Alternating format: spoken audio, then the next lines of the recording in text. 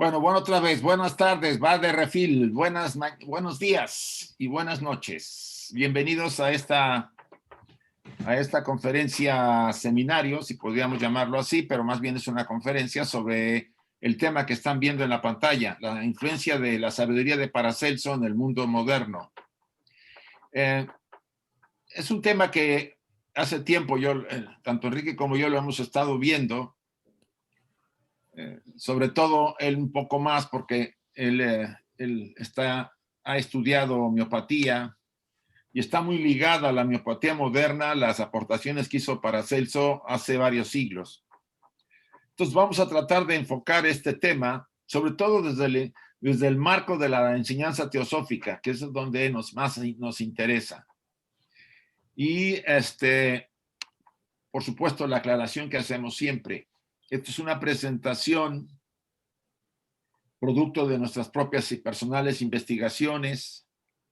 ¿Qué significa? Que no estamos de alguna manera dictando cátedra o dogmatizando o imponiendo una visión.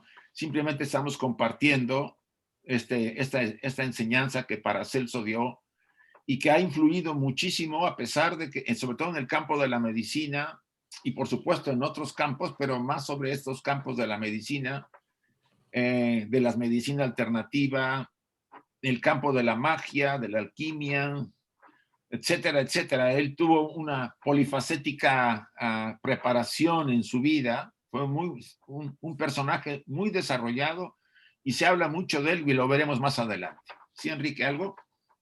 Sí, lo mismo que Paracelso estaba llamado a recuperar parte de lo que fue la medicina antigua, entonces le pusieron un padre extraordinario que lo estuvo formando muchísimo y luego tenía mucha gasolina, él tenía mucho ímpetu y estuvo ubicándose en los lugares donde pudo adquirir el conocimiento y luego se le revelaron las cosas que se le revelaron y pudo ser entonces un parteaguas o un regreso, un reformador del conocimiento médico en su tiempo. Pues sí, y empezamos con esta idea que ustedes pueden ver acá, está sacado de la doctrina secreta. Dice la señora Blavatsky, la materia es eterna, es el upadi, o sea, la base física para que la mente universal, infinita y una construya sobre ella sus ideaciones. Por lo tanto, los esoteristas mantienen que no hay materia inorgánica o muerta en la naturaleza. El ocultismo sabe y enseña esto desde tiempo inmemorial, desde el Manú y Hermes hasta Paracelso y sus sucesores. Aquí la señora Blavatsky ya lo menciona en uno de los pasajes de la doctrina secreta, porque le tiene específicamente en una posición muy importante como aportación, como gran investigador y aportador en la tradición oculta. Si ustedes se fijan, dice, la materia es eterna, es el vehículo, es el medio para que la mente universal se manifieste. Si nosotros no tuviéramos un traje físico, no podríamos tener una mente, ¿no? Los que estamos estudiando la doctrina secreta los lunes, saben que la jerarquía que nos dio la mente vino cuando ya el traje estaba en mejores condiciones para poder recibir esa mente. Entonces, la materia que nos rodea, toda está viva, ¿sí? O sea que no es ni anorgánica ni muerta, está viva. La naturaleza está viva, todo está vivo. Incluso las rocas, las piedras, las paredes, todo está porque a nivel atómico están vibrando los átomos. Más bien es una materia que está más lenta que las plantas o que los animales en su movimiento. Ya desde la antigüedad se decía que la materia es espíritu condensado. O sea, si ustedes ven las tres fases del gas, del agua, está como gas, está como líquido y está como sólida, como cuando se le congela. Este es un ejemplo para relacionar el espíritu que está penetrando y conteniéndolo todo. El espíritu se representa como una energía que penetra en la materia y la vivifica. pero a la vez la materia es a la vez espíritu, pero condensado, para ser el medio, como un vehículo, para que haya una conciencia. Entonces, este tema, que es uno de los más importantes en la tradición antigua, ya Paracelso de alguna forma en sus escritos los había tratado. Sí, Enrique. Sí, nos enseña la doctrina secreta que todo lo que se mueve es porque hay una ideación que lo mueve. Las cosas no se mueven automáticamente ni por inercia, se mueven porque hay entidades desde muy sutiles, muy pequeñas, hasta entidades más complejas que son las que originan y permiten el movimiento. Entonces, es lo que está diciendo aquí Madame Blavatsky, y luego pone un poco pone en valor a Paracelso junto a Hermes y a Manu. Entonces, para que veamos entonces el calibre de la persona de la que vamos a hablar dentro de unos momentos. Bueno, aquí está una de las fotos, una de las imágenes, las pinturas que se han conservado de él. Se hicieron varias. Se llamaban bien el nombrecito que tenía: Philippus Aureolus Theophrastus Bombastus von Hohenheim, llamado Paracelso, ¿sí? Está como difícil recitar su nombre, mejor le pusieron Paracelso y evitar toda la cantidad de nombres que le puso el padre, por supuesto, como dijo Enrique. Nació en el año 1493 en Einsiedeln, Suiza. Es hijo de un noble suabo y de la hija de un servidor del templo de Einsiedeln. Su vida está llena de interesantísimas experiencias y, por supuesto, sobre todo cuando van al campo ya más profesional. Sí, un poco de los nombres. El padre le fue poniendo cada uno de los nombres en función de personas o de grandes heraldos de la antigüedad. Tenía un sentido cada nombre. Ya desde entonces se da uno cuenta de lo que el padre esperaba del hijo. Ya simplemente por los nombres que le estaba poniendo y la enorme dedicación que puso en él, uno se da una idea más o menos de cómo viene esta alma a reformar todo. Una de las obras que ustedes pueden encontrar, incluso están en PDF, las pueden sacar en Google, es la Opera Omnium, ¿sí? Contiene el Tratado Médico, Patológico y Terapéuticos Ocultos, las obras mágicas, filosóficas y cabalísticas, astrológicas y alquímicas, el tomo 2, y el tomo 3, Anatomía y Cirugía propiamente dichas. Esta es una de la cantidad de obras que escribió, pero esta como que contiene mucho de la esencia de su enseñanza. Es un libro de 1658 y vamos a decir que tuvo una gran difusión. Enrique, ¿quiere decir algo de esto? Sí, que observemos cómo va de lo médico, la patología y los tratamientos, y luego todo lo que es el ser humano, desde la magia, por así decirlo, lo manifestado, bueno, lo no visible desde el punto de vista físico, la filosofía, los cabalistas, la astrología, la alquimia, y luego ya baja a la anatomía y cirugía propiamente dicha. O sea, está hablando del hombre completo. Y aquí tú comentas unas claves, Enrique. Sí, como no, está lleno de pletórica de frases ocultas solo para los iniciados como él. Como saben, en la época de él no se podía decir todo porque le metían fósforo para quemarlo, entonces se decían algunas cosas, pero para poder mantener viva la enseñanza y se hablaba en claves. Entonces, la magia, el empleo de las fuerzas espirituales para la obtención de fenómenos visibles y tangibles es la finalidad, el uso bienhechor de la voluntad, del amor y la imaginación. Entonces, él como alquimista, de alguna manera bucea en las posibilidades que tiene el alquimista de salirse de la materia e ir a la parte previa de la materia, es decir, a la parte astral que pone la materia, y desde ahí ensayar cambios que puedan, a la hora de regresar a la materia, dar movimientos muy importantes. Por supuesto, él lo hizo desde el punto de vista de la medicina. Cómo transformar un padecimiento que está en el cuerpo físico, subirlo al astral, modificarlo en el astral y una vez modificado bajarlo al cuerpo físico en forma de remedio curativo. Entonces la aplicación alquímica de él no era aunque sí se metió mucho con la transmutación de metales como todos los alquimistas, en realidad su objetivo principal fue hacer curaciones fuera que de hecho yo mismo fui beneficiario de una curación de ese calibre y por lo tanto me quedé con el ojo cuadrado al ver cómo era posible curar desde el punto de vista no físico, sino más allá de lo que la física normalmente nos ofrece. Vamos a centrar en el tema que, como comenta Enrique, se basó la materia de Paracelso, por lo menos en la creación del hombre. Él dice en una de sus obras, el hombre está hecho del cielo y de la tierra. El limbus es la Materia materia. y energía. Sí, materia y el cielo y la tierra. Bueno, el Sí, limbus es la materia primigenia del hombre.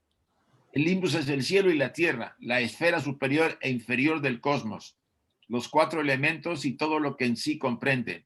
Por esto es razonable equipararlo a un microcosmos. Él asumía que el ser humano era un microcosmos, que en nosotros existían todas las jerarquías, todos los dioses, estábamos habitados en un universo pequeño, pero que contenía todo. La ciencia ahora está muy cerca de hablar de que dentro de nosotros hay espacios inmensos cuando vamos a niveles atómicos, ¿sí? Entonces, estamos hablando de un hombre del siglo XV que ya hablaba de ciertos temas que ahora están abiertamente a través de la física y la física cuántica, son cada vez más aceptables. Sí, Enrique. Sí, el cielo, vean ustedes las claves. Cielo, el hombre está hecho de cielo y tierra, es decir, de energía y materia. El limbus es la parte de la materia que hace que se toque con otra materia, es decir, todos los espacios a través de los cuales nosotros podemos tocarnos, aunque no podemos percatarnos con el cuerpo físico. El limbus o el limbo es cielo y la tierra, es decir, lo que con todo lo conecta, la esfera superior e inferior del cosmos. Los 4 elementos más el éter, que el éter es el limbus, es decir, el gran conector de toda la realidad. Nosotros como teósofos podemos interpretar lo que está diciendo ahí. Por supuesto, el que no tiene este tipo de conocimiento, pues lo lee y no le hace daño, simplemente lo ve, lo que está diciendo, pero el hecho de que lo escribiera en clave, ya lo hablamos, era porque no podía decirlo de otra manera. Es interesante aquí, por ejemplo, hacemos una comparación de la constitución del ser humano y ustedes se fijan la relación que está a la izquierda, que es la constitución que él desarrolló. Dice, la constitución del hombre de acuerdo a la Paracelso de la teosofía. Él le llamó primero al cuerpo, el corpus o cuerpo elemental, entre comillas, el limbus. La mumia o cuerpo etérico, el ebstrum, el cuerpo etérico, el doble. El arceus, la esencia de la vida, el espíritu vitae en el hombre, o sea, prana. El adesh, el hombre interno o cuerpo mental. El aluej, el cuerpo espiritual o hombre nuevo. El espíritus, el espíritu universal, el astrum incorpore, el astro incorporado. Esto es muy interesante este punto. Esto está mencionado en el libro de Hartmann sobre Paracelso. Él tiene una obra y nos interesa mucho que ustedes puedan consultarlo. También lo pueden encontrar en internet, de la ciencia oculta en la medicina. Aquí te dejo a ti. Bueno, lo mismo que estaba diciendo Paracelso, pero vamos a meterle un poco de conocimiento teosófico. Como podemos ver ahí, tenemos entonces 4 grandes recipientes, y en esos 4 grandes recipientes todos estamos fluyendo como seres humanos. Entonces, en el primer recipiente de hasta arriba tenemos el recipiente donde está lo espiritual, que sería entonces el mundo del Atma, el mundo átmico. Como sabemos, el mundo átmico se conecta con otro recipiente que es otro plano, que es el plano búdico.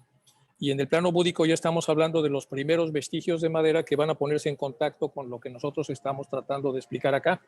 Y este Budi tiene una relación o una conexión directa con Manas, formando la tríada superior. Después tenemos otro plano que es el plano astral, y en el plano astral tenemos entonces a la mente gravitatoria, que es el pensador, abajo la mente inferior, que opera a base de una materia más densa que la etérica, que es la materia astral, y arriba la mente superior, que forma parte de la tríada y que opera a través de una energía que es mucho más sutil que la astral y que es la materia etérica.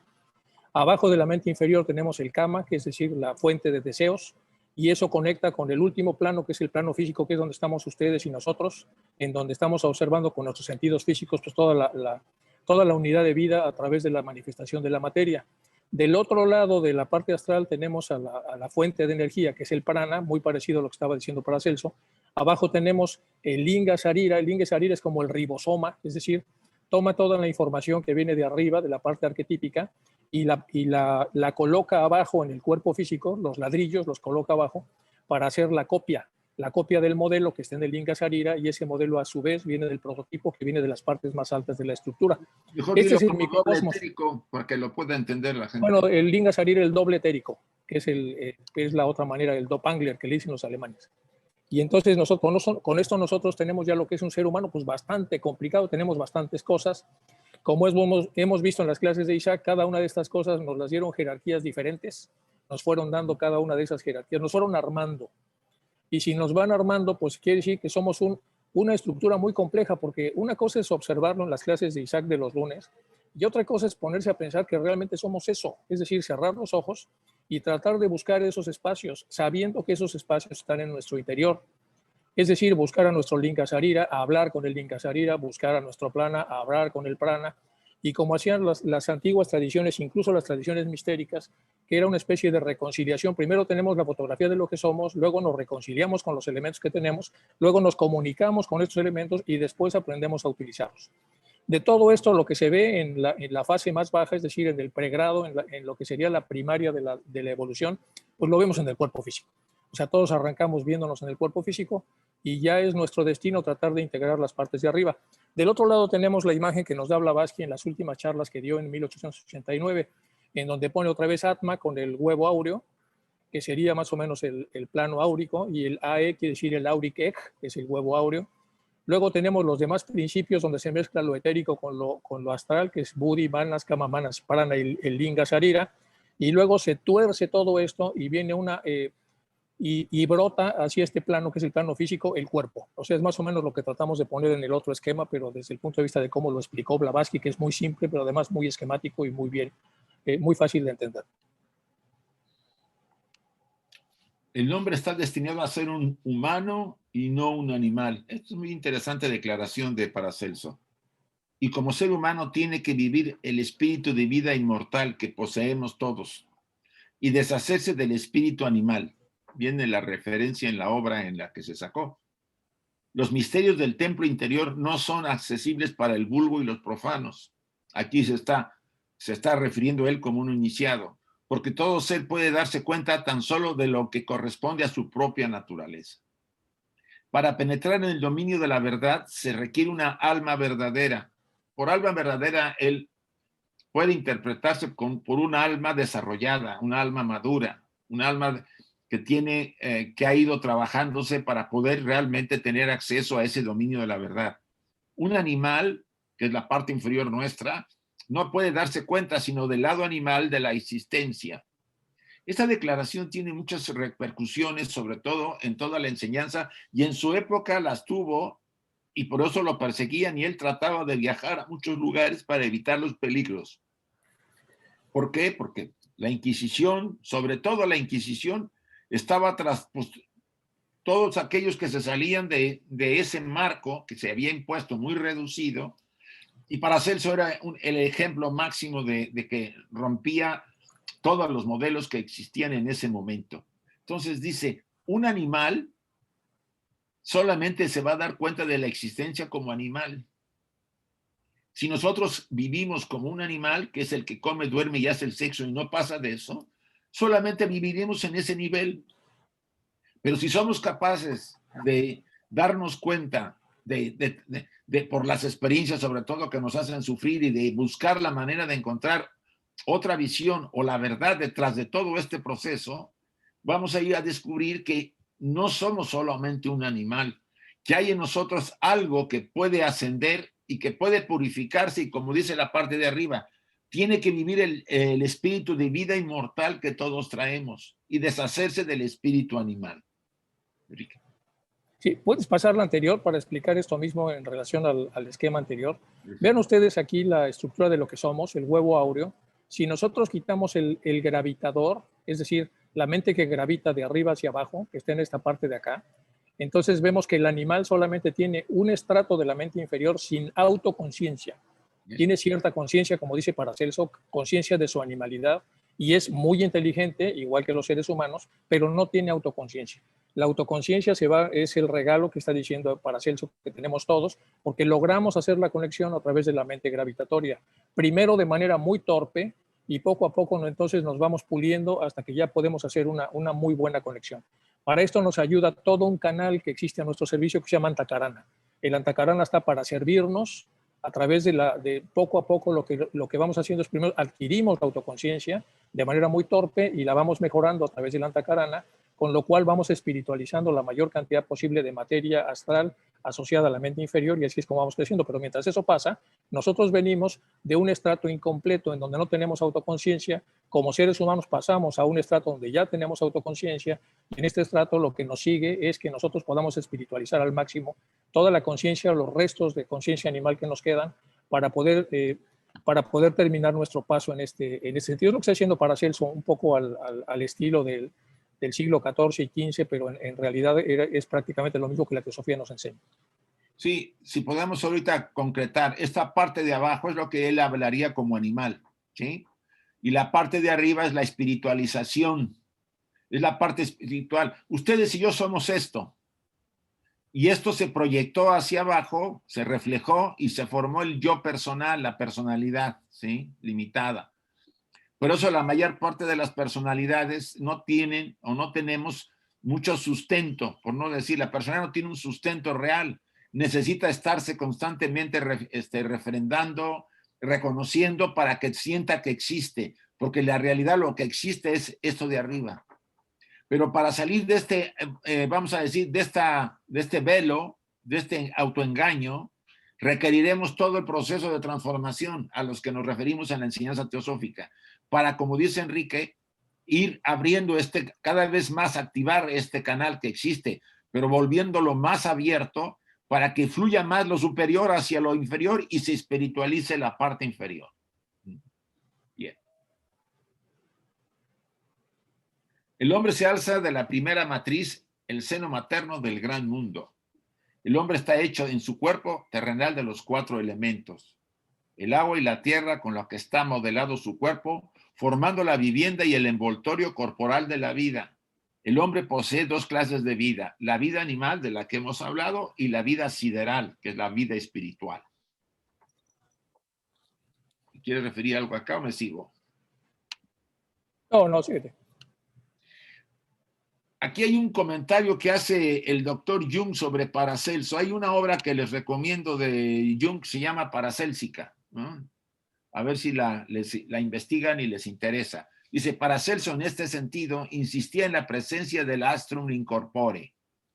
He aquí algunas de las afirmaciones. El astro, o la estrella incorporada en nosotros, ¿sí? La eternidad en nosotros. El verdadero hombre es el astro en nosotros. El astro desea llevar al hombre a una gran sabiduría, escribió igualmente. La fuerza de la acción del astro en el hombre es la imaginatio, la meditación, por lo que fluye la influencia del hombre interior superior, del antropos, que no es sino el sí mismo de la psicología junguiana.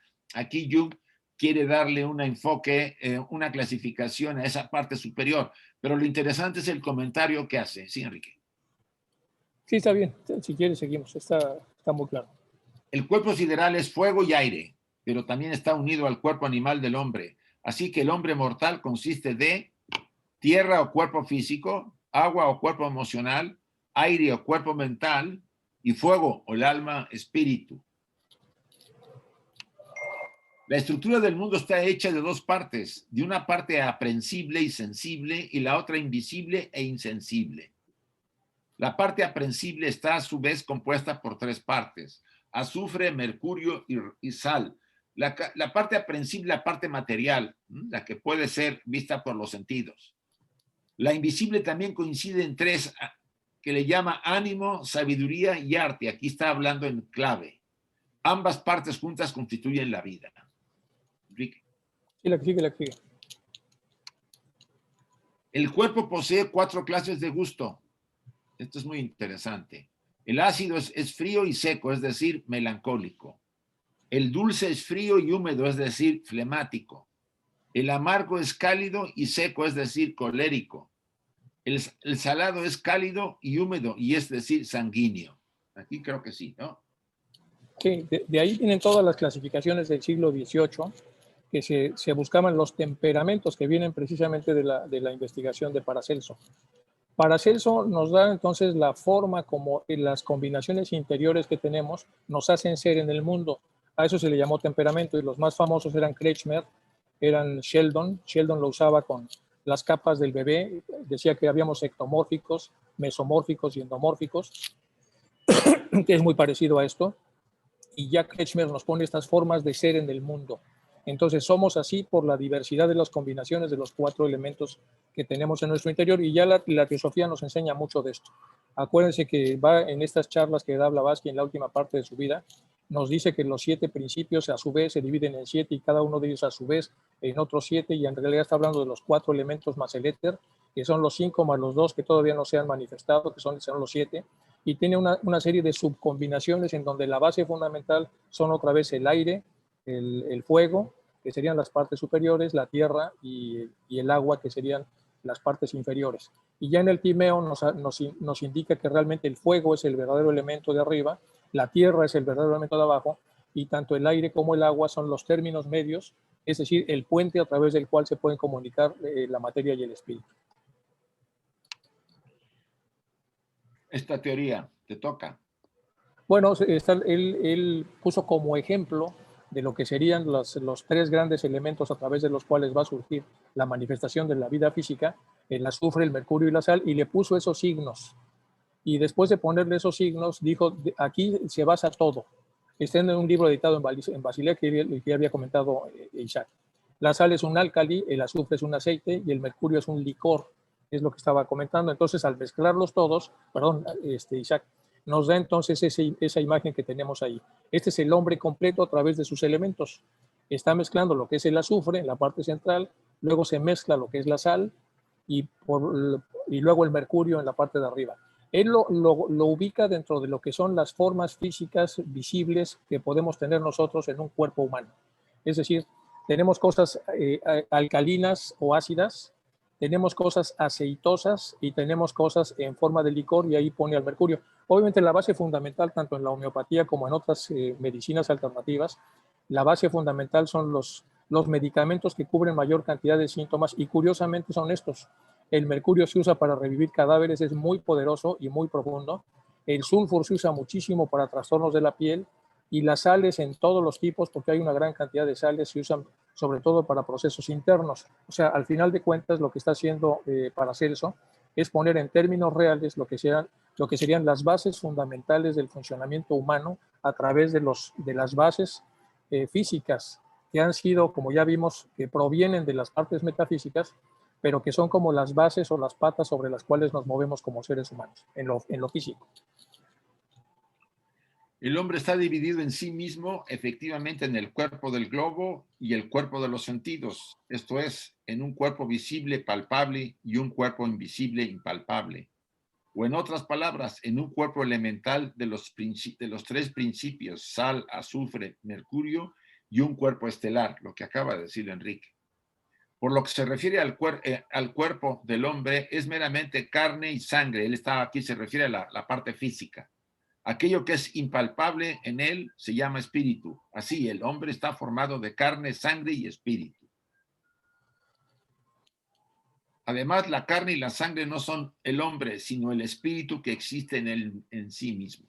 Aquí ya nos da, él está parafraseando a lo que después la teosofía, que ya desde antes la gran tradición comentaba, nosotros somos verdaderamente un espíritu, vamos a decir, aprisionado en un traje de carne. O sea, estamos en una prisión que fue primero inconsciente y después con la autoconciencia, poco a poco, vamos dándonos cuenta de que no es realmente la casa donde vivimos. O sea, este plano físico donde la gente piensa que es aquí lo único que hay, es en realidad un plano de paso. ¿Qué quiere decir de paso? Es como si nosotros hubiéramos hecho un viaje a un país determinado para aprender X cantidad de lecciones que nos ayudarían a formarnos. Y después regresaríamos aquí a nuestro verdadero hogar. Y eso es más o menos una analogía. Y nuestro verdadero hogar no pertenece a esta tierra, pertenece a las estrellas, como tanto se ha repetido. Y hemos venido acá temporalmente, aunque venimos constantemente de diferente manera, a tomar lecciones que no hemos acabado de comprender y de superar. Ese proceso hace que el hombre en muchas ocasiones vamos a decir, se descontrole, pierda la orientación y como ahorita me vino a la cabeza la historia de Pinocho, ¿se acuerdan? Pinocho se pierde con sus amigos cuando empezaba a moverse y se va con ellos y le pasan un montón de peripecias, o sea, nos hemos perdido en nuestro proceso y de repente empieza a haber cambios tan profundos y tan dramáticos que nos vuelve a traer nuevamente al camino al que teníamos que seguir. Pasan vidas hasta que pronto nos damos cuenta cuál es nuestro sentido y propósito. Y de alguna forma, Paracelso lo refiere en toda su obra. Entonces uno pareciera que estudiaba teosofía cuando uno ve las obras de este personaje. Sí, Enrique. Sí, el espíritu está sujeto a las estrellas, el cuerpo está sujeto al espíritu. Más adelante él nos relaciona las partes internas del hombre con los 7 planetas sagrados, que también ya lo vimos en teosofía.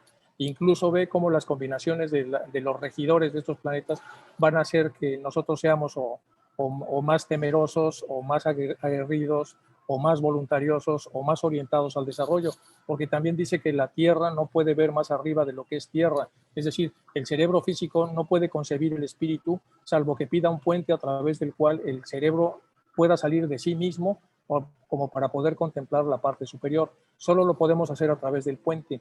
Y esto es uno de los grandes misterios. Es decir, tenemos que salir del cerebro físico si realmente queremos imaginarnos las partes metafísicas. Si no, va a ser una bonita clase nada más, donde vemos ahí una serie de cosas que dicen que tenemos adentro, pero podemos creérnosla o no, pero realmente no contactamos con esa esencia. Entonces, para poder salir de ahí, necesitamos proyectarnos hacia arriba. Y la proyección hacia arriba tiene sus dice Paracelso, tiene sus deberes. Y los deberes es desaturarnos de materia y empezar a trabajar con nuestros pensamientos, los pensamientos similares a de lo que hay arriba, y con eso la proyección sube y entonces podemos concebir o podemos experimentar lo superior. Más o menos, muy parecido a lo que dice la teosofía, muy, muy, muy parecido. Dice, nadie ve lo que está oculto en él, sino lo que sus obras ponen de manifiesto. Claro. Por eso, por eso pon atención a tu jardín interior y escúchale y escúchate a ti mismo para que puedas aprender lo que nadie puede enseñar. Aquí está hablando del autoconocimiento, la autovigilancia, la autoobservación que tanto Krishnamurti insiste que hagamos. Los pensamientos crean un nuevo cielo, un nuevo firmamento, una nueva fuente de energía de la que fluyen nuevas artes.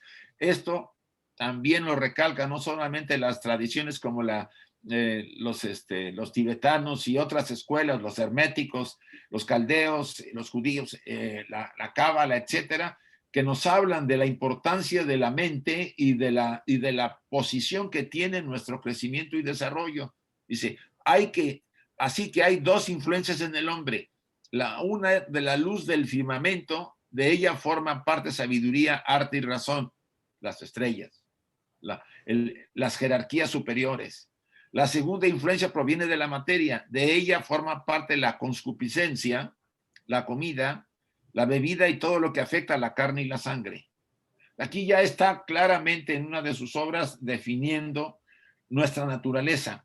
O sea, primero que nadie está oculto, todo lo que está oculto en él. Nosotros, si alguien nos quiere conocer, nos debería conocer por nuestras obras, no por lo que la primera impresión le diera cuando nos viera, ¿sí? Sino lo que las obras ponen de manifiesto. Él insiste al final mucho. Sí, hay mucha gente que habla mucho y dice muchas cosas, pero conózcanlo por lo que hace. Ahí se nota y se ve lo que realmente es el sujeto. Y aquí, dice, perdón, Isaac, de esto mismo estás comentando, dice, traza un puente hacia abajo y contactarás con tu parte animal. Traza un puente hacia arriba y contactarás con tu parte sublime, con tu parte superior. ¿Cómo hago el puente hacia arriba? Piensa como piensa lo de arriba, es decir, piensa con pensamientos superiores. ¿Cómo hago el puente hacia abajo? Pues piensa como piensan los de abajo. Y la pregunta es, ¿se puede ser híbrido? Uno de los seguidores de él dice, no puedes jugar con la mentira sin perder tu derecho a la verdad. No puedes jugar con el egoísmo sin perder tu derecho al altruismo. Dice, el que quiera su jardín, este jardín ordenado, no puede dejar espacio para malas hierbas. Sí. Entonces se empieza a decir muchas cosas en clave muy bonitas, que al final son prácticamente lo que es la enseñanza teosófica hoy día. Sí, aquí tú tocaste el punto nuevamente del manoseo que a veces los estudiantes podemos llevar a cabo, los que están, sobre todo estudiantes que estamos muy comprometidos o que queremos realmente crecer y desarrollarnos. A veces creemos que podemos hacer ese caminito, pero seguir manoseando cosas así como, bueno, una mentirilla, dos, tres, no va a pasar nada, total, me he quitado de decir tantas que decía. O sea, como que la personalidad nos convence de que no es para tanto el trabajo que estamos haciendo, porque ella sabe que a medida que nosotros crezcamos, ella va a perder toda su influencia y va a ser disciplinada. Entonces, ella trata de hacer una especie de collage, ¿no? Bueno, ya está en lo espiritual, pero todavía justifica que haga ciertas cosas muy materiales, muy de que, pues a mí, pues, la ambición es normal, sin ambición no buscarías incluso ser espiritual. Pues la ambición, desde ese punto de vista material, nos bloquea muchísimo. Y así como eso, muchos de nosotros no somos muy conscientes, o si lo somos, lo dejamos. Decimos, bueno, pues no soy perfecto, no tengo que llegar a tratar de superar todo esto porque no puedo hacerlo en una vida y lo que ustedes quieran. Los justificantes van a surgir, pero es claro, como dice Enrique, no puede haber un espacio que le dejemos a eso.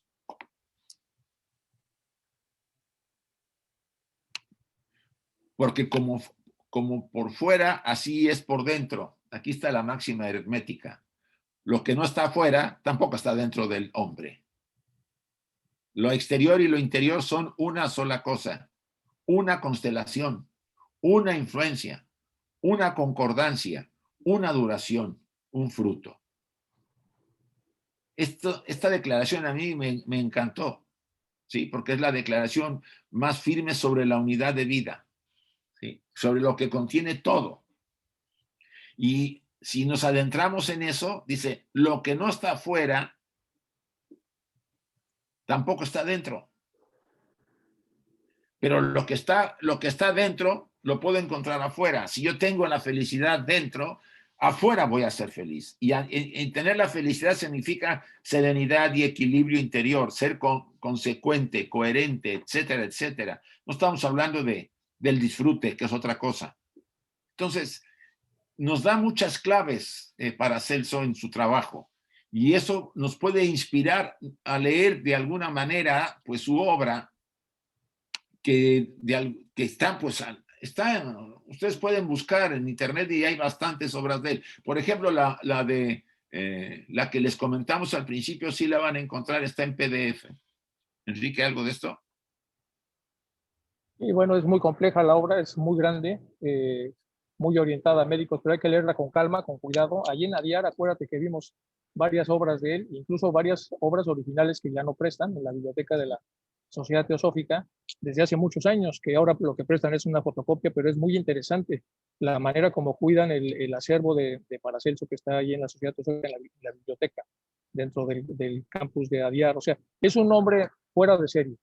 Y aquí lo que está diciendo en esta declaración es muy hermoso porque está diciendo estamos conectados con todo. Y lo que ya comentaba Isaac acerca es un jardín interior que si nosotros no vemos a la gente por sus obras, nos podemos creer lo que la gente opina o dice de sí misma. Es decir, como uno de los poderes plásticos del pensamiento es la imaginación, que ya lo advierte Hartmann también en una de sus obras, entonces, ¿qué quiere decir? Que una persona puede imaginarse lo que quiera, puede convertirlo en discurso y hacer creer a los demás que es quien no es, y en realidad no es una persona que esté caminando hacia arriba, sino está caminando hacia abajo. Y puede arrastrar a la gente hacia abajo porque se fue con la finta de que la persona a través de su discurso pretendía irse hacia arriba.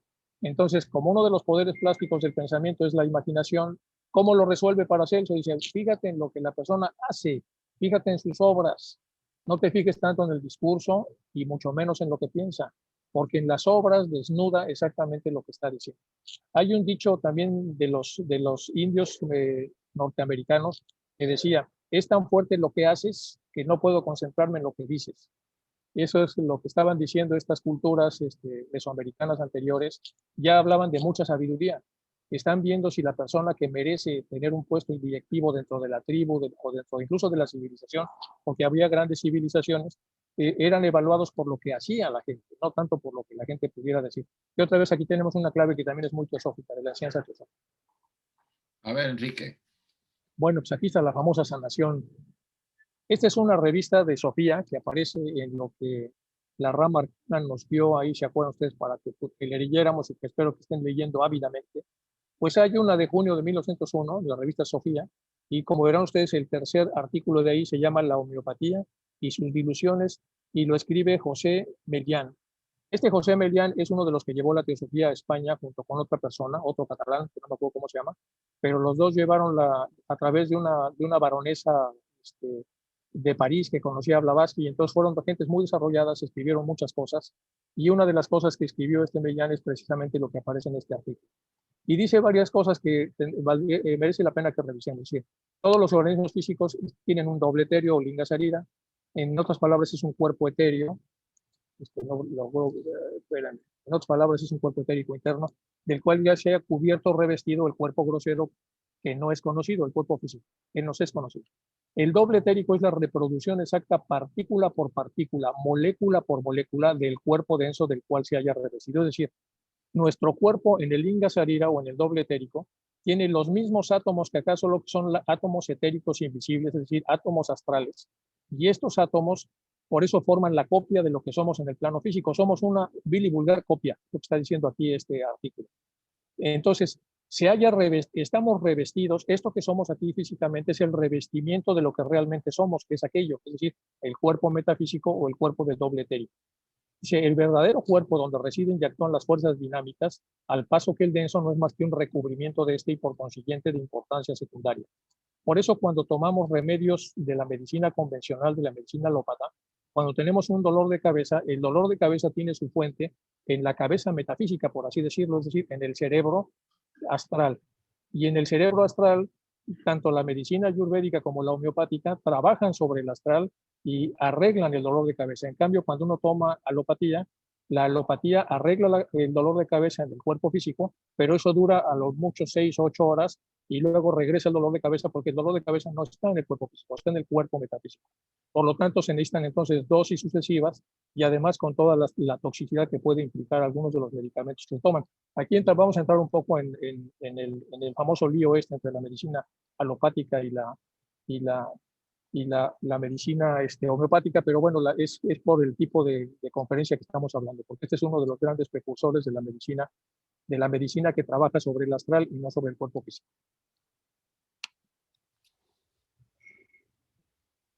Bueno, comprendiendo se puede ver que por lógica y consecuencia, que siendo los cuerpos densos una resultante de sus dobles etéricos, pues obviamente lo lógico es tratar de curar los dobles etéricos. Ahora, ¿por qué se enferma uno? Pues porque los desequilibrios lo producen nuestra copia, es decir, nosotros los de afuera, a través de lo que pensamos, decimos, hacemos, a través del egoísmo, a través de las cosas, de las complicaciones, o si lo vemos budistamente, de las mental afflictions, que dicen, es decir, de todas las cosas en las que nos preocupamos. Todo eso produce entonces un desorden que afecta al cuerpo astral. Y una vez enfermo el cuerpo astral, lo dejamos fastidiado. En la noche, a través de los sueños, se medio arregla un poco para volver otra vez a fastidiarlo durante el resto del día. Y por eso dice acá la diversidad de cuerpos que la naturaleza presenta en sus tres reinos, tanto el físico, mineral y vegetal o animal, no es propiedad de ellos, sino propiedad de sus dobles etéricos. Es decir, tanto los minerales tienen sus dobles etéricos, o sea, todo lo que existe en la unidad de vida tiene su doble etérico. Y por lo tanto tiene las características de fuerza, color, forma que cada cuerpo distingue y que no pertenecen a la materia grosera. Y también esto muestra una evolución que él en sus libros más profundos explica un poco acerca de cómo los átomos se van creciendo dentro de la parte mineral, después de la vegetal, después del animal, y luego nosotros como el animal más desarrollado desde el punto de vista de la conexión que tenemos de autoconciencia, llegamos a lo que sería el culmen, a través de lo cual ya podemos pasar a la parte metafísica por el contacto que se hace a través de la autoconciencia. Bueno, la que sigue, Chakis. Bueno, todas las fuerzas dinámicas tienen como vehículo al éter, quien es el puente encargado de transmitirla a la materia, propiamente dicha. Si se retira el éter, se retira la fuerza, es decir, la energía. El éter es el agente en sus estados sutiles y agente o instrumento o vehículo en sus estados más densos. Aquí entra un poco de complejidad de lo que él está explicando. El éter es lo que pega todo, también lo dice la doctrina teosófica. Entonces, para que la materia y el espíritu se tocan, necesitan un agente, un puente, porque todo el universo está hecho a base de puentes. Entonces, en ese sentido, el éter puede ser o un agente, pero también puede ser un instrumento. Y aquí tenemos entonces la estrella, donde tenemos los 4 elementos más el éter, que serían los 5. Arriba tenemos el éter, simbolizado, como ven ustedes, como una rueda de carreta. Luego tenemos el agua, que es un cono invertido, el fuego, que es un cono superior, lo que sea la tierra, que es un cono con una raya, y el cono va hacia abajo, y el aire, que es el que está hacia arriba, y entonces mezclados todos los signos, con esos signos podemos entender de lo que estamos hechos los seres humanos y cómo nos movemos. La goma que nos pega entonces es la parte etérica, en cuanto vemos al éter como un instrumento. Aquí podríamos aclarar que lo que él llama éter es el akasha, que también La akasha. el akasha, que es que la materia astral es parte de la akasha, pero es la parte burda de la akasha. Así es. Y lo que él le llamó éter, que en su momento y en su época así se le llegó a denominar, porque el término no, porque akasha es de un término sánscrito, ¿sí? Astral es, vamos a decir que era una mezcla, pero que no estaba muy ubicado todavía. Pero el éter era lo que en esa época se le denominaba la akasha. El akasha es lo que impregna todo, es la materia de todo lo que está alrededor y lo que permite la vida, de alguna forma. Sí, Sí, por eso, Isaac, ¿ves? Por eso decía que tenía 2 acepciones. sí. La acepción normal como elemento de la naturaleza y la acepción como goma que pega todo, que sería de la casa.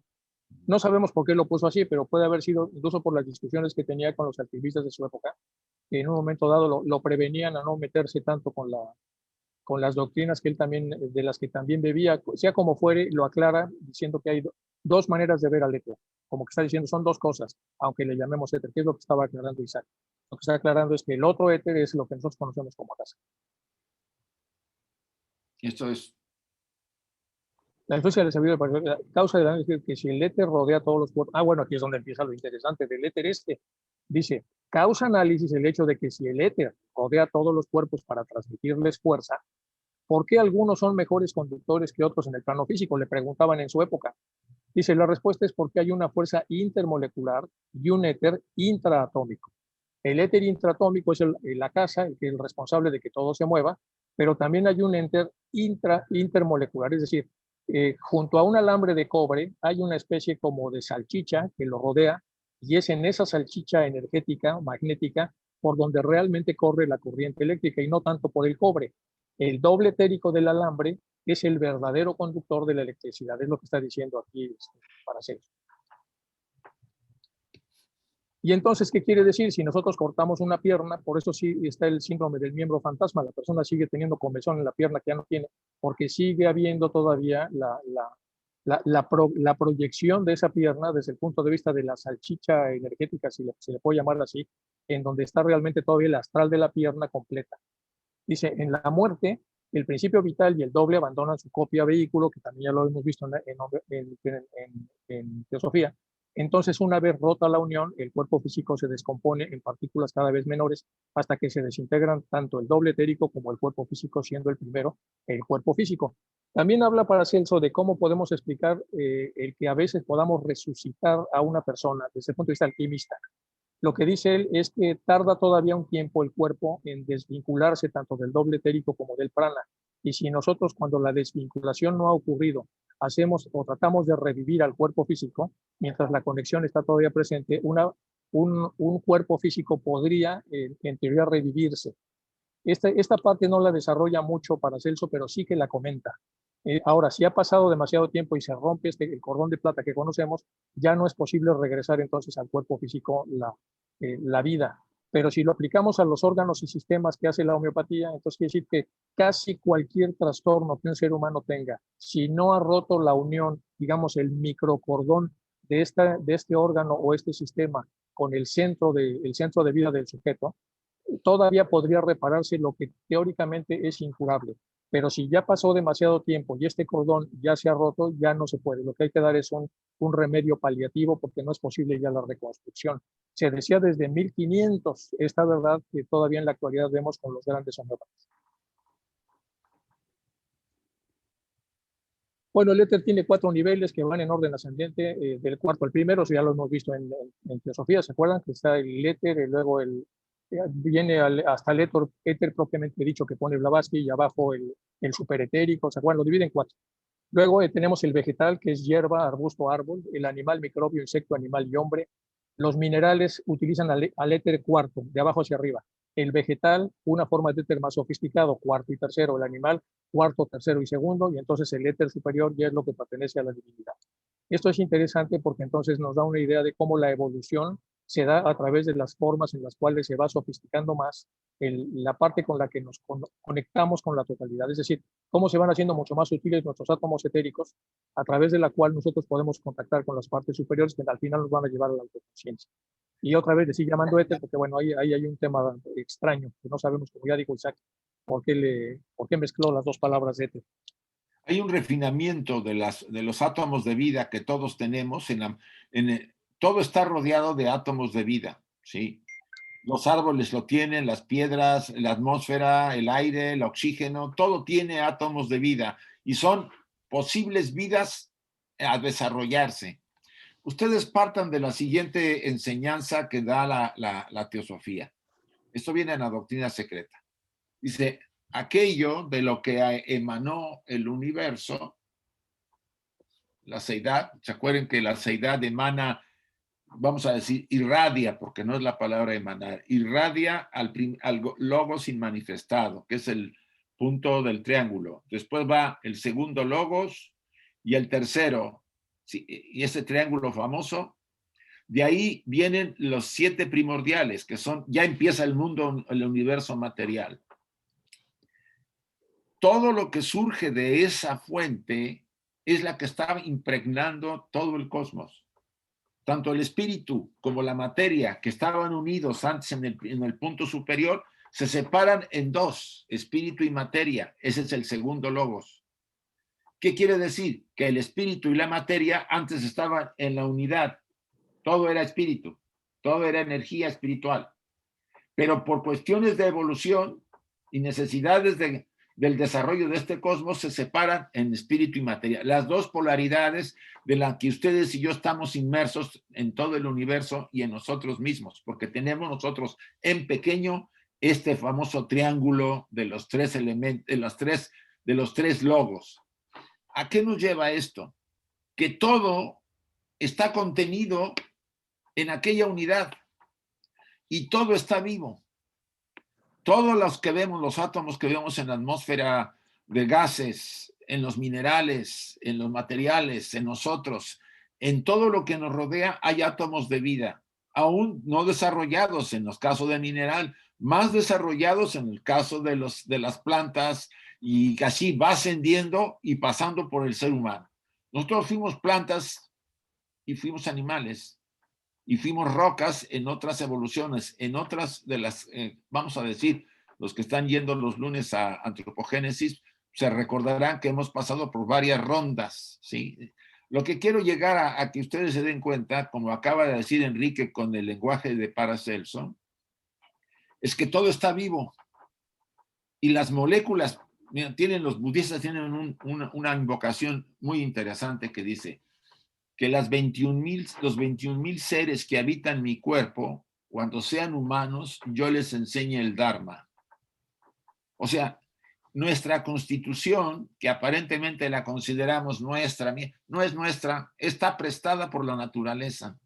Toda la materia de este cuerpo volverá a la naturaleza y por supuesto nos acompañará un largo tiempo, pero a la larga se convertirán en entidades, en seres desarrollados dentro de millones de años. Este punto es muy valioso y hay mucho material sobre esto para estudiar. Sí, lo que estabas comentando, Isaac, es una invocación de los budistas. Se llama invocación porque uno desde la humildad de lo que somos solicita a las entidades, todas las jerarquías que están por arriba de nosotros, que cuando los 21,000 seres que me habitan crezcan, yo pueda enseñarles el Dharma. Sí. Pero otra vez la comercialización que se hace en exceso de esta sabiduría transformó esto en decretos. Y el decreto es más como si fuera el ego inferior que decreta, o sea, manda, ¿no? Con su potencia, ¿sí me explico? Y le damos en la torre totalmente a la idea profunda de lo que es una invocación. Entonces, por eso observamos por qué el ocultismo existe como ocultismo, porque de repente si lo entendemos mal le damos un sentido comercial. Y para rematar, medio funciona, porque de alguna manera el decreto tiene una parte de invocación, aunque se haya modificado. Pero perdemos entonces la humildad necesaria en donde nos ponemos en manos de la divinidad para que la divinidad nos otorga, si es que por karma procede, lo que nosotros estamos solicitando. Este es un buen ejemplo también de los temas que trabajan los budistas para regresarnos otra vez a lo antiguo, que es donde está realmente lo que vale la pena, lo que no hemos manoseado con lo que ha pasado desde la Revolución Industrial. Esto es tuyo.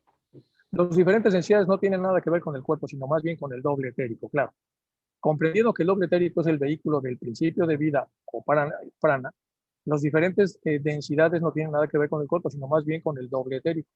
Comprendiendo que el doble etérico es el vehículo del principio vital o prana, ahí se ve que lo que perturba, enferma y sana ocurre en el doble etérico, cuyas menores sensaciones son transmitidas a su envoltura, que es la copia grosera del cuerpo físico. Lo que está diciendo aquí Paracelso es que de todos modos nos vamos a curar, y eso lo vemos nosotros en la estadística. El que se enferme, por grave que está, aunque no tome nada más que agua, se va a curar. ¿Por qué? Porque el principio curativo ya reside en el interior del cuerpo de un ser humano. Por supuesto, se va a curar pues, con muchas complicaciones, va a tener entonces todo un sistema en donde tiene que estar en cama durante mucho tiempo y por supuesto se requiere alguien que lo cuide y poco a poco el cuerpo es el que va curando.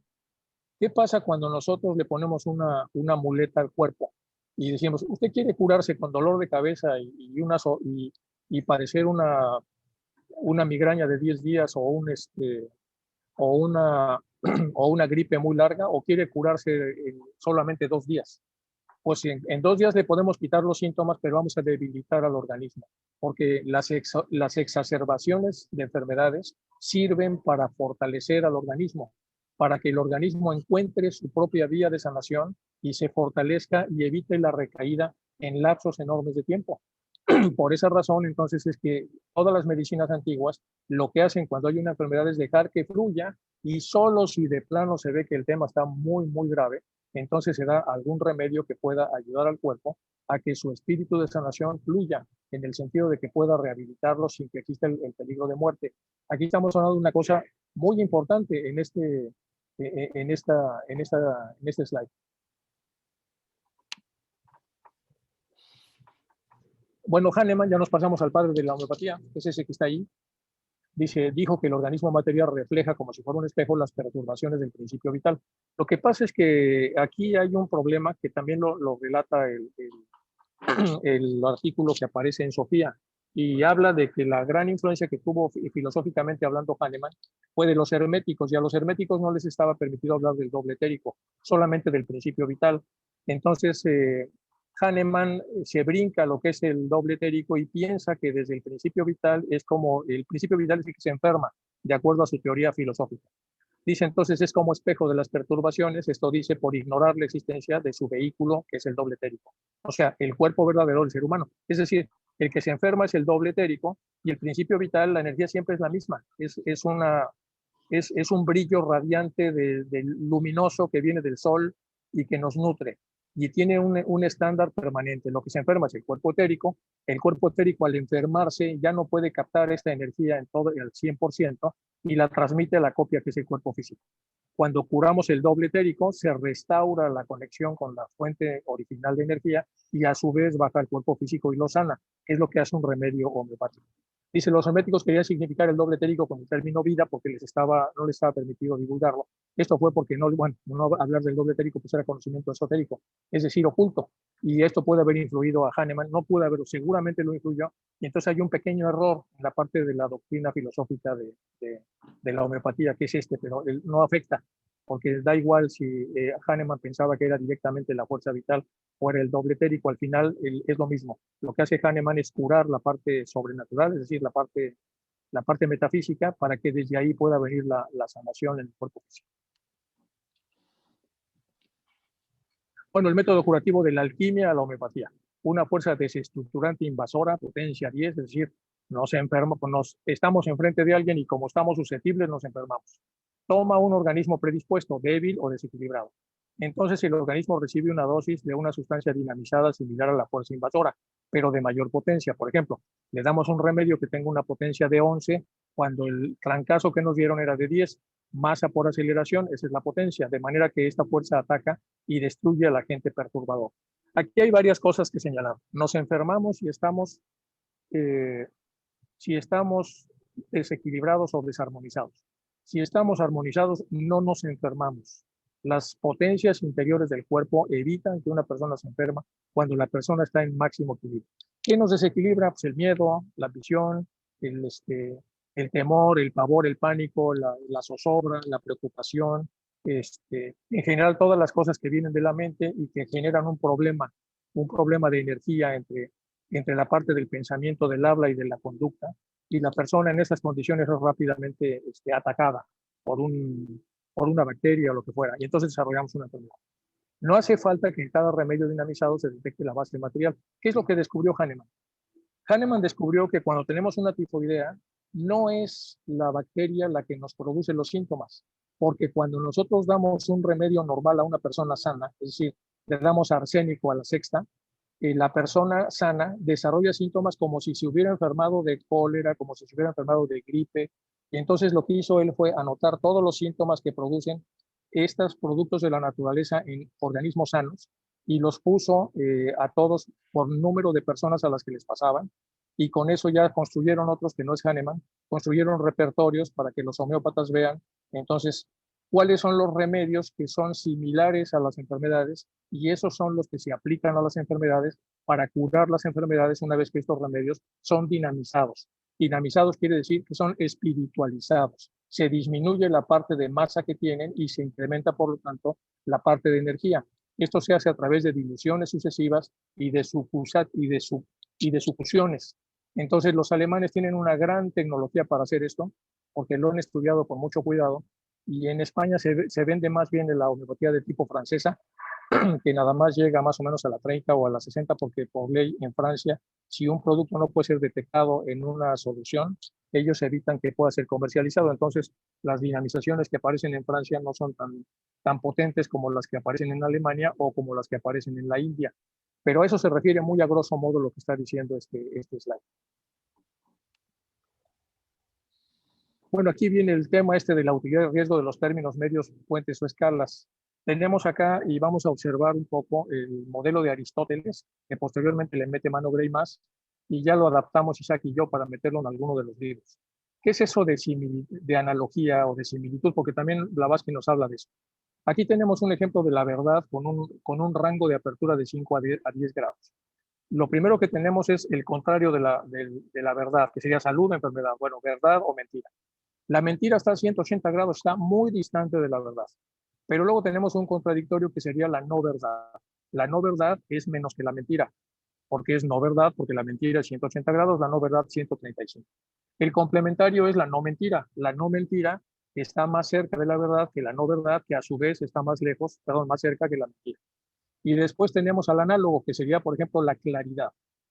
Entonces, el Big Clear, que dicen los norteamericanos, el Big Clear sería a solo 45 grados de la verdad. Y entonces entra en este radio de lo que sería ya el análogo. Entonces, la medicina homeopática trabaja a través de análogos, de analogías, es decir, de productos que sean similares a lo que es el padecimiento, y después se incrementa la potencia a manera de que sea superior a la potencia del medicamento, se trabaja en el astral y desde el astral se arregla la enfermedad. Y se cura de una manera que parece milagrosa, pero en realidad lo que sigue es este tipo de principios. Entonces, este sistema lo podemos usar también en la parte teosófica para nosotros también lo que estamos pensando. Si nosotros podemos analizar lo que estamos pensando y lo que queremos pensar son cosas veraces, entonces podemos meterlas a este sistema para ver si lo que realmente estamos pensando va del lado de la verdad, de la mentira, de la no verdad, de la no mentira, de lo que sería la claridad o de lo que sería una parte análoga dentro del rango de 5 grados, es decir, nunca podemos tener dos puntos idénticos dentro del espacio-tiempo, pero sí podemos tenerlos dentro del ángulo de abertura de 5 grados, algo muy parecido, es decir, a 2 grados del grado cero. Y si está a 2 grados, pues es prácticamente idéntico, es análogo, y si fuera homeopatía nos va a curar, y si fuera pensamiento, lo que vamos a hacer es que vamos necesariamente a desarrollarnos interiormente. Cuando hagamos un análisis de nuestros pensamientos, vamos a encontrar rápidamente qué fue lo que pensamos y qué tan lejos está de lo que nosotros queremos. Y esa es la manera de cuidar nuestro jardín, el estar examinándonos a través de un método. Este es uno de los mejores métodos para poder hacer el examen, que viene pues, de alguna manera también de Paracelso.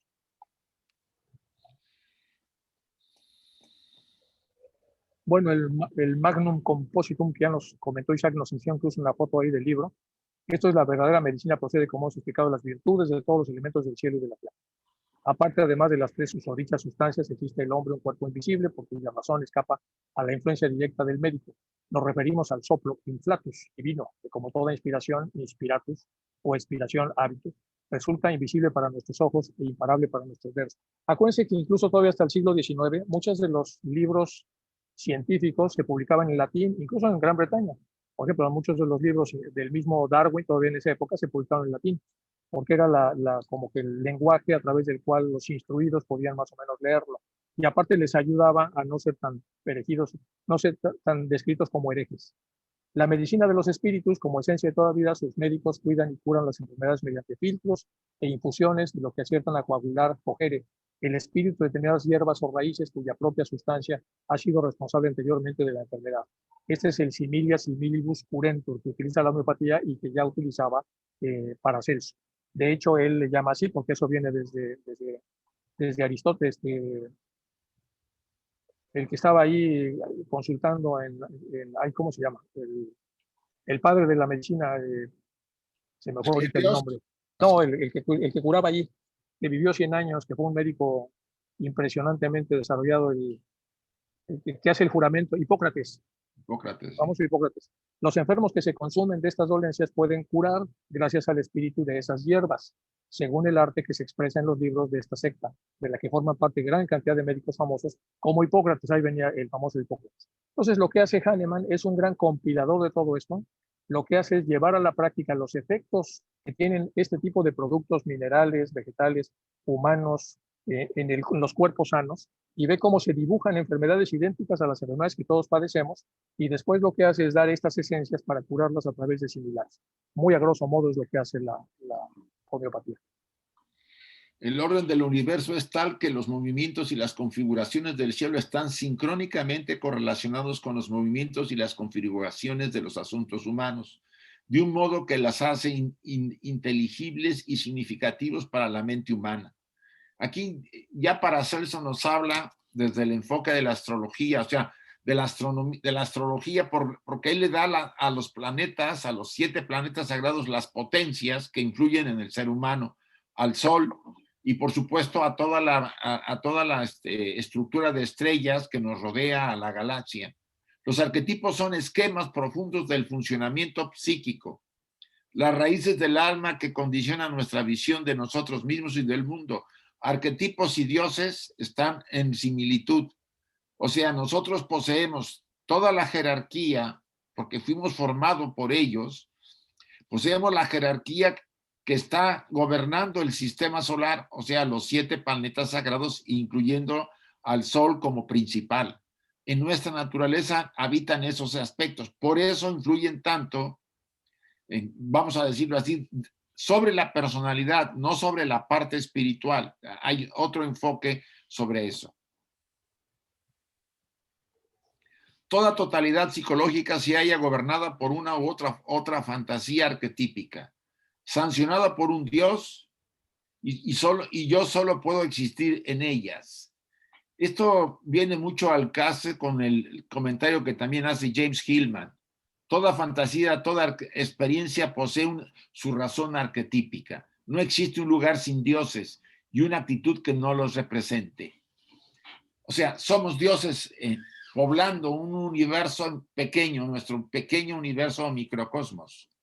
Ellos están relacionados, como dice Hillman, toda experiencia posee una razón arquetípica, una razón divina, vamos a decirlo así, que puede ser muy material o puede ser muy espiritual, pero nuestra formación, la estructura de la que hemos venido en esta vida, que hace un viaje hace miles de encarnaciones anteriores hasta llegar aquí, trae toda esa cantidad de riqueza de tantas experiencias y vamos a decir, esta habitación representa todo ese cúmulo de experiencias que se han vivido a través de muchísimas encarnaciones. ¿Sí, Enrique? Sí, por ejemplo, volviendo bueno, Hillman es una persona que admiramos mucho, es todo un poeta del ocultismo, es tiene contenido y tiene un arte especial para expresar las cosas que expresa, es muy fino para escribir y también se lo recomendamos ampliamente. Cualquiera de los libros de Hillman, que no sabemos si siga vivo o no, pues ya debe estar muy mayor, pero la verdad es un divulgador excelente. No, en relación a los planetas sagrados,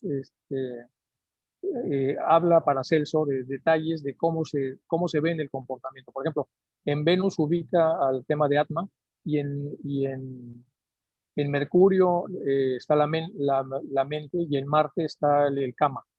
Entonces habla de cómo hay un equilibrio en un ser humano y cómo según lo que el ser humano vaya decidiendo, por ejemplo, se va más hacia Marte, la influencia de Marte se, se, se potencializa y la persona se desequilibra desde el punto de vista de Kama y al desequilibrarse se hace propenso a una enfermedad. La enfermedad lo manda a la lona un rato y cuando regresa de la enfermedad vuelve otra vez a tener un equilibrio. Por eso es que las enfermedades tienen una función reequilibrante desde el punto de vista de cierta profundidad. Cuando nosotros las quitamos o las inhibimos o las suprimimos con medicamentos que pueden romper estos ciclos, probablemente regresamos a una salud, entre comillas, a la gente, pero evitamos el ciclo necesario de reequilibrio que significa la propia enfermedad, con lo cual le hacemos mucho daño a la persona. Eso era nada más que quería yo agregarlo en relación a los planetas, cómo los va vinculando él a las formas de parecer. Nosotros los hombres tenemos un cielo y este está también en cada uno de nosotros en toda su plenitud, lo que hemos hablado. Tenemos ese cosmos, ese cielo en nosotros, él le llamaba cielo. En cuanto un hijo es concebido, recibe su propio cielo, ¿sí?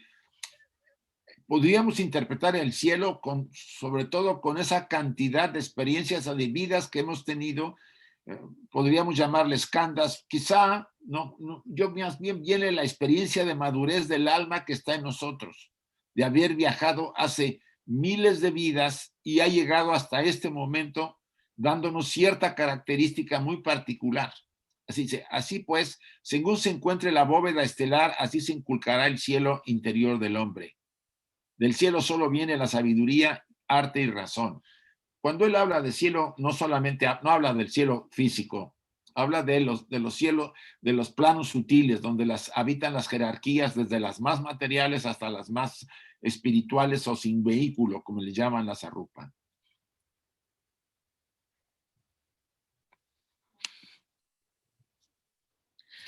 Aquí entramos un poco sobre las columnas con que descansa la medicina, sobre filosofía, sobre astronomía y sobre la alquimia y la ética. Dice, esto es una declaración interesante, cosa que hoy tendríamos muchos problemas con los médicos. Un buen médico nace, otro es instruido por los hombres y otro es formado en la medicina y un tercero es enviado por Dios. Para Paracelso, los verdaderos médicos eran los que nacían. Los que se hacían no lo eran tanto. Es un interesante punto, porque él hace una discusión, no entraremos a este detalle, un comentario muy largo sobre el tema, porque ya en su época decía que había mucha charlatanería, pues sí. Abusos. Claro. Sí, abusos, se lucraban con la gente, la engañaban. Hablamos del siglo XV, ¿no? Entonces, recuerden que Paracelso llegó a curar la sífilis en el siglo XV, ¿no? Con la alquimia que él manejaba. Y para la moderna sociedad actual apenas se descubrió a principios de este siglo la cura de la sífilis y de otras enfermedades. O sea, no estamos hablando de un médico importante, estamos hablando de un genio que había revolucionado en su momento todo lo que es el conocimiento de la medicina. Por lo mismo levantó tanta envidia, tanto rencor, era perseguido.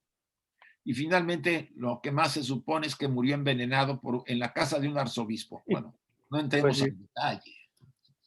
Pues sí. Fíjense que es interesante lo que estás comentando acá, Isaac. Vamos a verlo desde el punto de vista de la teoría de la reencarnación. Un buen médico nace. O sea, nace uno que no había hecho medicina y nace y le cuesta y hace lo que puede. No tiene la inspiración necesaria ni el contacto con lo superior, pero ya avanzó. Cuando reencarna, ahora es uno merecedor de la instrucción de los mejores hombres. Y cuando vuelve a reencarnar, ahora ya es un médico formado y dirigido por Dios. que ya tiene la vocación de curar a los pobres, a la gente que lo necesita, etc. Es como una secuencia. El problema es que si se hace charlatán, este disque buen médico ya no es un buen médico, y entonces lo que está haciendo son escándalos diferentes y está haciendo un karma diferente, y ese nunca va a llegar a ser a donde llegan los grandes médicos. Yo creo que lo que está diciendo acá es que no se hace esto de la noche a la mañana, sino Sí, que realmente para ser un enviado por Dios se necesita hacer todo un trabajo de desarrollo. Y yo supongo que lo dice porque todo el tiempo coincide con la filosofía en que las cosas son por mérito y que una vida no alcanza. Y entonces a través del mérito y mérito y mérito, la persona va generando las alternativas para que en las siguientes venidas a este plano la gente tenga nuevas habilidades hasta que ya son tantas que ahora un enviado por Dios, bueno, ya puede ser como el propio el Hipócrates. E Hipócrates, una de sus frases célebres es: desconfía de un médico que no crea en la astronomía, decía él, para que viera la vinculación, y estamos hablando de Hipócrates, o sea, muchísimo antes que Paracelso, casi, tenemos casi 1500 años de diferencia, o más, como 2000. Entonces, todo esto nos hace ver la enorme sabiduría que tenían estas personas en aquella época, comparado con los que tenemos actualmente.